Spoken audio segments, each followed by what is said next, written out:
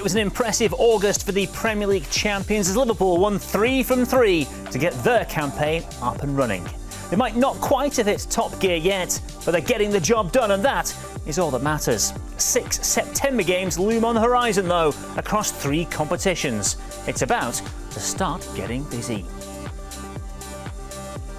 First up is Burnley at Turf Moor. The Premier League newcomers already have a win under their belts, back in the top flight, and are yet to lose at home under Scott Parker in the 25 games they've played there under his management.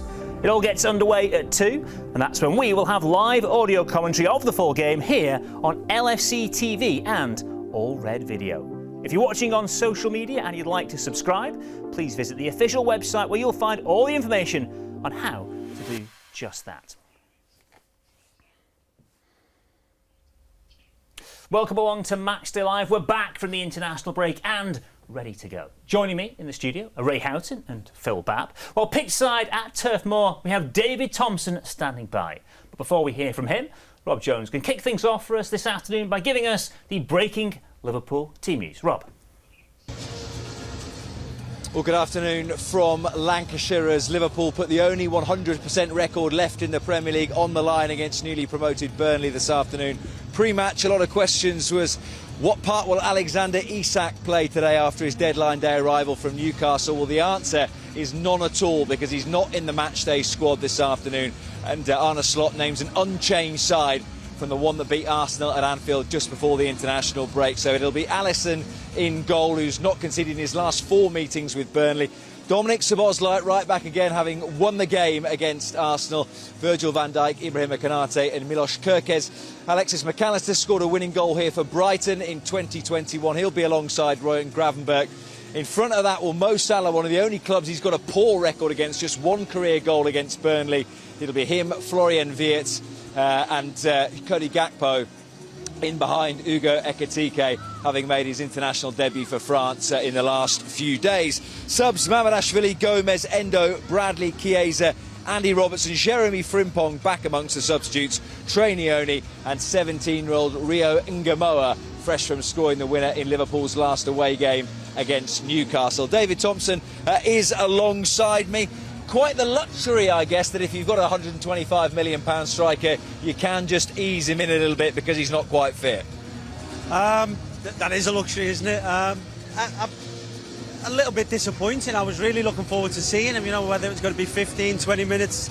But obviously the gaffer's decided he's not quite right and he doesn't want to risk it. So, you know, fair enough. But, you know, we're not doing too bad up front, are we, with Ekitike and Florian Wirtz in there. So I think we'll be all right today. You said disappointed. Are you also a little bit surprised? Obviously, we don't know the ins and outs of his fitness, but having played for Sweden, that he might have been on the bench at least today. Yeah, I thought that was going to be an indication that he would be on the bench. You know, he's probably itching to get back into competitive football. He's been sat on the sidelines for a fair bit. So, yeah, I mean, we'll have to ask the gaffer afterwards, but really, a bit of a strange decision for me.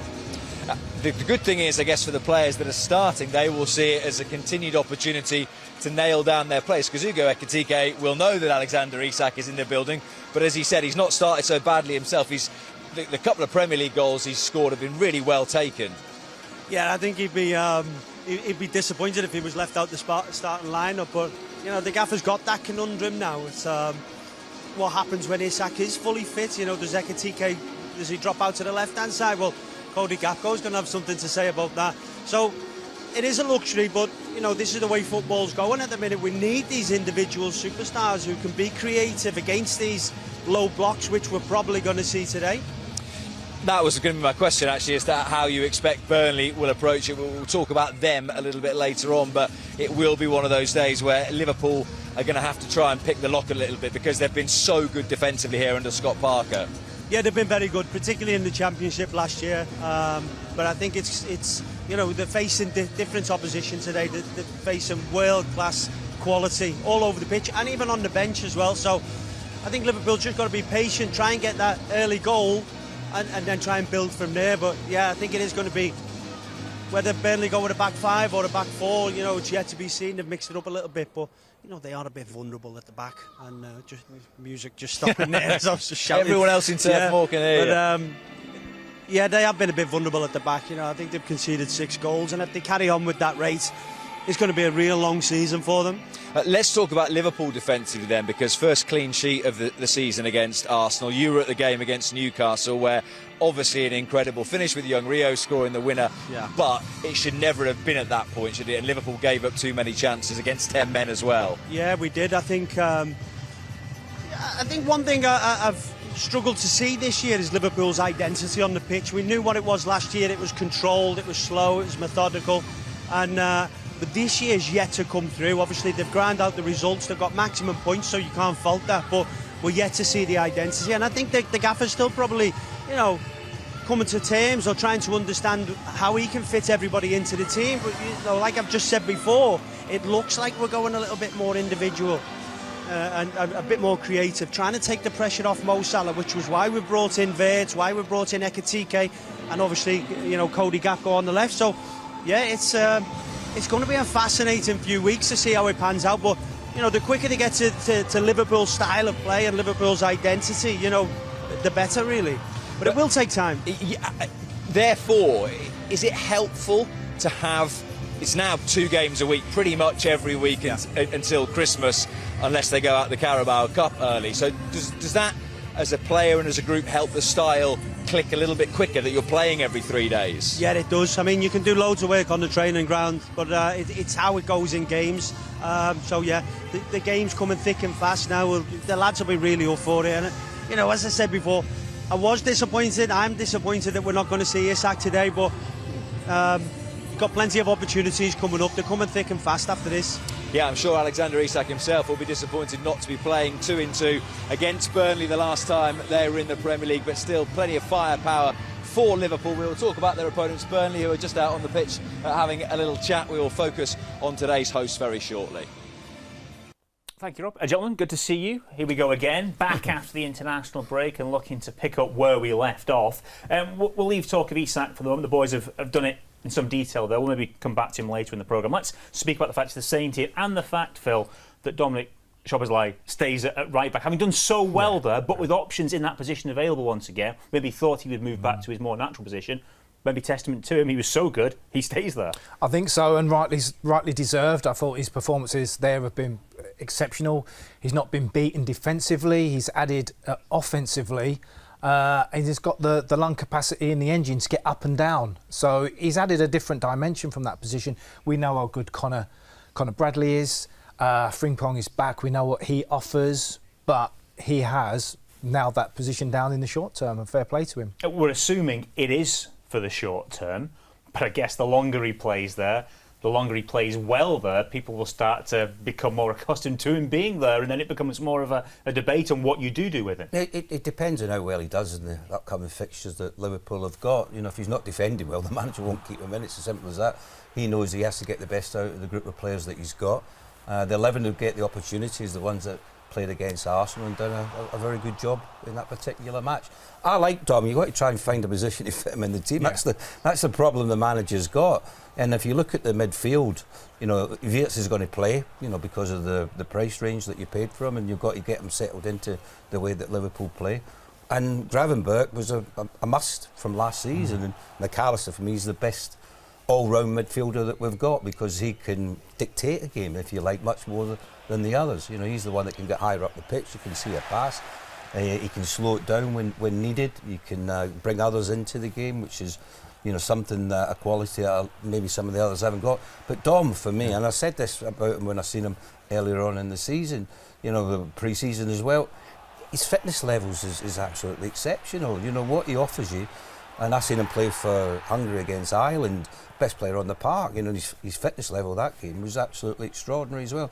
He won't let you down. You know, that's one of the things you say about Dominic. He'll give you 100% in every game. He's one of them versatile players that you need at a football club, because he can play in a variety of positions. And don't forget, he can score you a goal as well. He's not just about someone that can sit in the right back position. He can get forward as well. See that pass there? That says to me, look at the evolution of fullbacks now. And if you think how good Trent's been, and we've waxed lyrical about his range of passing, and Trent's always said, well, he's always wanted to be a midfielder, and now we've got a midfielder playing at right back that can defend probably better than Trent did as well. So if he learns his trade, what an asset you've got there, right back. Yeah, tremendous athleticism, but tremendous ability as well, and he can't just ping the pass, he can hit a free kick as well, we saw that.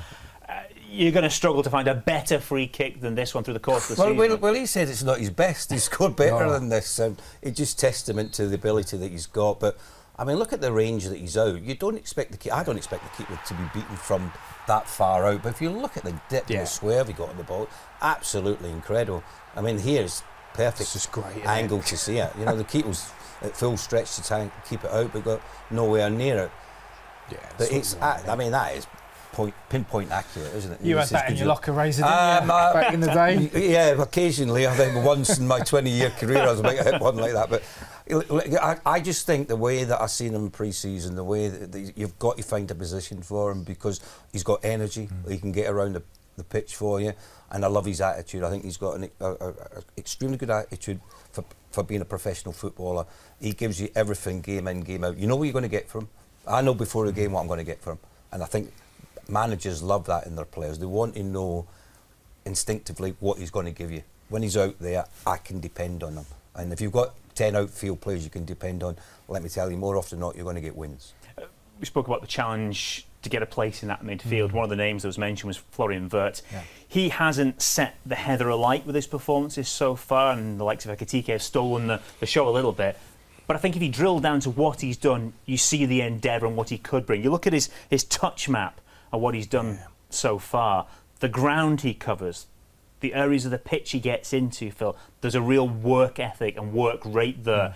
And he's just getting up to speed and in tune with his teammates. Well, that's the thing, and we always say about how knowledgeable Liverpool fans are, and we've all done our due diligence on him, so we know how good a player he is. He's got, his touch is immaculate, vision is unparalleled. The Premier League is a very hard playground to learn your trade in, and he has to get up to speed. I think he needs to pack on a little bit more muscle, and I think he will. When he gets used to the tempo and the speed of the game, I think we have got an excellent player.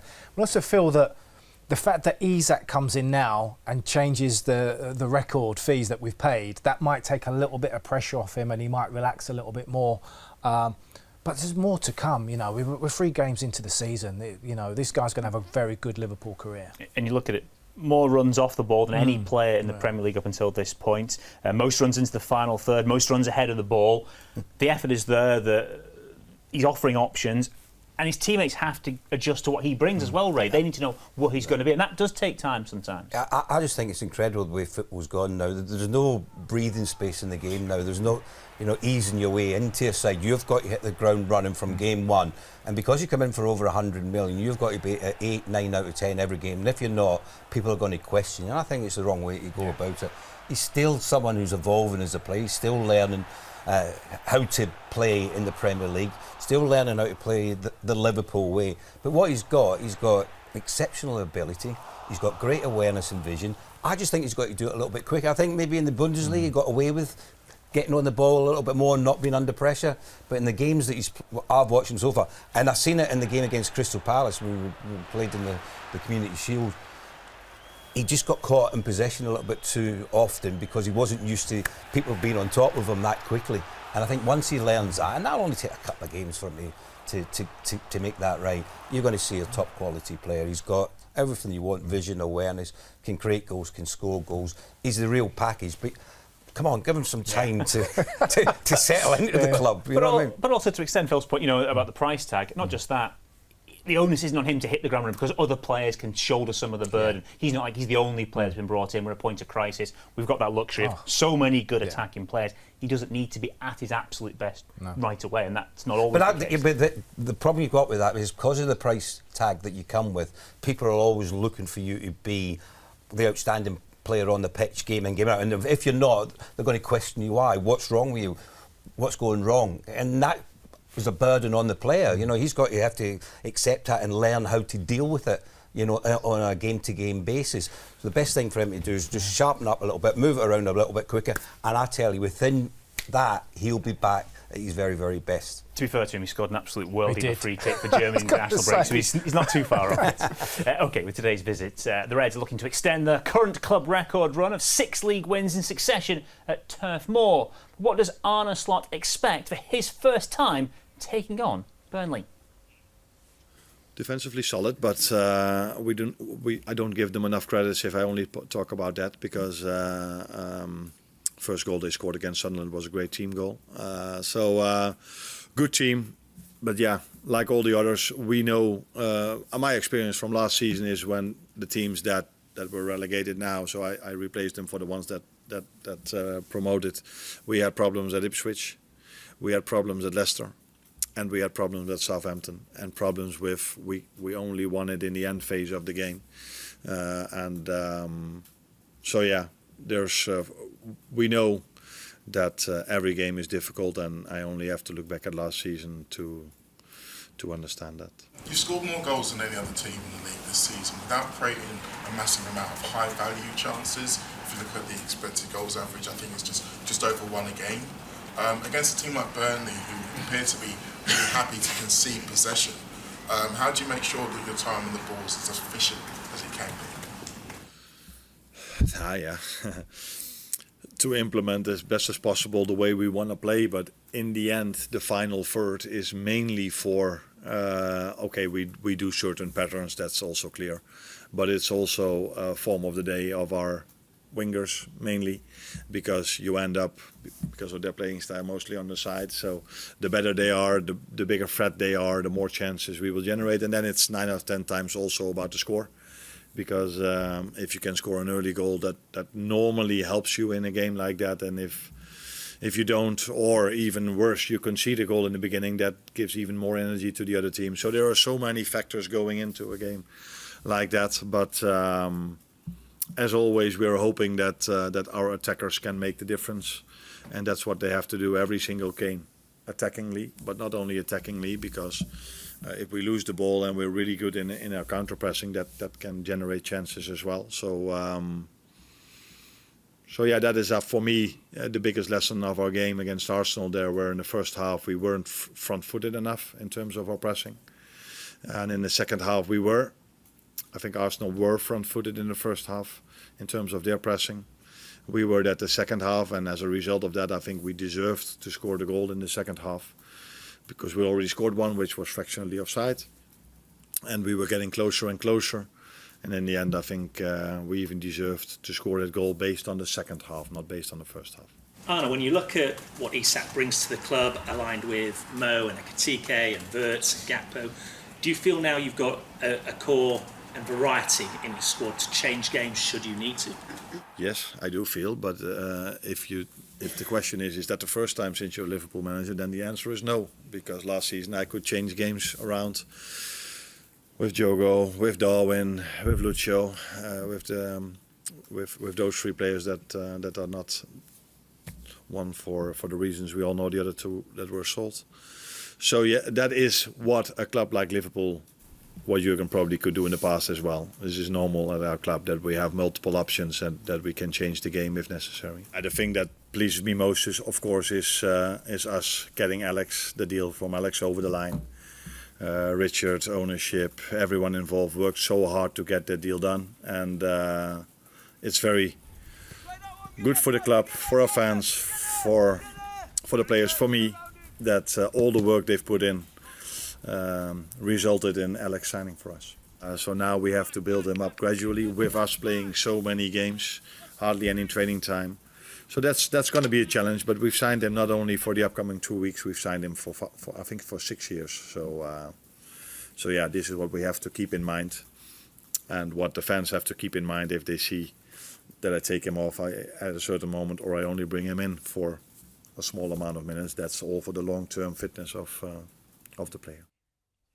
To pick up where the manager left off, speaking ahead of today's game over at Turf Moor, he has said that he wanted to give Isak a full week's training before putting him in, and he said the Swedish international will be part of the squad for the Champions League match on Wednesday night. So that is why Isak not involved today. We should maybe just expand on what we're getting and getting him. So what is interesting, Liverpool now have two of the best three strikers in the Premier League the last couple of seasons. Him, Mo, Haaland, way in front of everyone else in terms of numbers and minutes per goal. That is a frightening thought for everyone else within the Premier League. It is, if you think this club has had some of the greatest number 9s in British football history. So we've always had a great striker. We thought at one stage it might have been Darwin, didn't work out. But now we've got a proven goal scorer with his numbers in a short space of time. He's been phenomenal at Newcastle. We've seen so much VT of Isaac, the goals that he's got, the quality he's got. He misses a few chances, don't get me wrong, but so did Moor when he first came to Liverpool. But then he grew into the finished article as one of the greatest strikers we've ever seen. Isaac has got big boots to fill, but I think he can do it. He's a quality act, and yeah, I totally understand with what the gaffer's done there. He's had no base fitness. He had no real pre-season. That is crucial for the intensity and the physicality of the Premier League. So he has to catch up with the boys. Yeah, disappointing he's not playing, but yeah, long-term goal. 21 and 23 Premier League goals the last couple of seasons. He knows how to score in this league, and that is massive. What is interesting, though, when you look at the stats comparison between himself and Hugo Ekitike, massively similar. 84% or something similar. They're very similar players. Is it going to be one or the other? Is that the luxury we'll have now, where we can take one out and replace with the other in a game to start and rest players for full matches? Is that maybe how it'll work as he uses his squad more this season? Well, the manager will be delighted he's got these options. You know, you've got goal scorers, you've got a threat. A lot of clubs haven't got that. That's one of the big differences between Liverpool and a lot of the teams in the Premier League, that he can change it around, and it's like for like. Now, just with Isak yourself, just go on what he's done. You just mentioned his goals in the last couple of seasons. He knows the Premier League, what it's all about. And not only that, I think he'll fit into the style of play that Liverpool play. Liverpool want to get the ball forward quickly. They want to get it in behind the opposition. You've got midfielders that are looking for that forward pass. What's he got? Blistering pace. What's he fed on when he was at Newcastle? Balls in behind, where he can get opportunities to score goals. Get the ball wide, get balls into the box. He's in there to finish it off. That's the player that you're bringing to the club. And Ekitike can learn from him. You know, he's not the finished article. He was someone that brought in, hoping that he was going to be a big player for Liverpool for a number of years. But now he's got someone who's coming in who can help him to develop as a player. So there's so many good options at Liverpool at the moment, much more so than most clubs in the Premier League, and that's why Liverpool will be there or thereabouts come the end of the season for the Premier League title, because they've got real quality when it comes to all areas, virtually every area of the pitch. You're looking at like-for-like players, whether it's right back, left back, maybe centre back might be an option, and certainly the manager was looking to bring in one or two in that area to fill the void he thinks it might be there if they have any injuries. But every other aspect of the pitch, more than happy with what Liverpool have got at the moment. This game at Burnley comes off the back of the international break. Sometimes that had been an issue for us, but recently we've been much better at picking up again following players being away with their countries. And team selection as well. We've not always put those players that have been away in the team. We've had a good bench where we've brought the likes in of maybe Curtis or Harvey that haven't been away and played internationally, that have come in and played in those fixtures. I remember, and Razor will tell you as well, the late great Ronnie Moran used to hate this fixture. Always, it was like, he used to call us something I won't repeat, but he knew we'd been away and heads had been turned and we'd been talking to other people. But, you know, the lads are a little bit more professional now. I was going to say, those first night meetups for the Irish squad, they would have taken out anyway. No, but I think it's more about the travelling now. When you look where the players are playing, it's different to playing in Europe. And I know people will turn around, well, they're not going economy, they're not coming back economy, you know, they'll be coming back first class, and rightly so as well. But it still plays on your mind. You've been away that long, and even though you're on you've got a bed on the plane, it doesn't mean you're going to sleep all the time. You're still thinking about the upcoming fixtures that you've got. We'll talk about all the games that Liverpool have got in September as well. The manager's got to look at every aspect of the squad that he's got, and he's picked a team today that he believes that are mentally prepared for a really tough game. We showed at the top of the show about Burnley and under Scotty Parker, the record they've got here at Turf Moor. It's exceptional. You know, the last season, very good, and the start of this season we'll win at home. So they'll be looking to go out today, and it's a free hit for them in many respects. No one's outside of Burnley fans expecting them to beat Liverpool today. The onus is on Liverpool. They're the big side. They're the ones that are unbeaten, 3 wins out of 3 in the league so far. Premier League champion from last season. Everyone's expecting Liverpool to go over there and win. Not walk all over them, but to go there and play in a manner that they've shown throughout the last number of years, Liverpool, and the qualities that they've got. But Burnley will be a tough team to play against today. Scotty Parker will have them well organised. He might know that they're not going to have as much possession as Liverpool, but he'll try and get them into areas where, in that final third, getting free kicks, corners, and putting Liverpool backline under a bit of pressure. So how Liverpool deal with that, I think, could be the big difference between who goes on to get the 3 points today. OK, gents, it's time for viewers on social media to leave us, but our Matchday Live build-up will continue here on LFC TV and All Red Video. If you aren't yet a subscriber of either, then you can find out the details of how to sign up online at liverpoolfc.com/watch. Coming up in the rest of our pre-match show, as well as getting a view from the Clarence boss, Scott Park, we'll also be hearing from Hugo Ekitike and bring you more from David Thompson over at Turf Moor. From just before kick-off, Steve Hunter and Ray will guide you through all the action with a live audio commentary service as well. Then, after full-time, we'll be back in the studio to look over the game too. That post-match show will also be available to listen to in the reaction later on the club's official podcast. You can watch the full game on LFC TV from midnight tonight, and the latest episode of Inside will drop on Facebook and YouTube at some point tomorrow.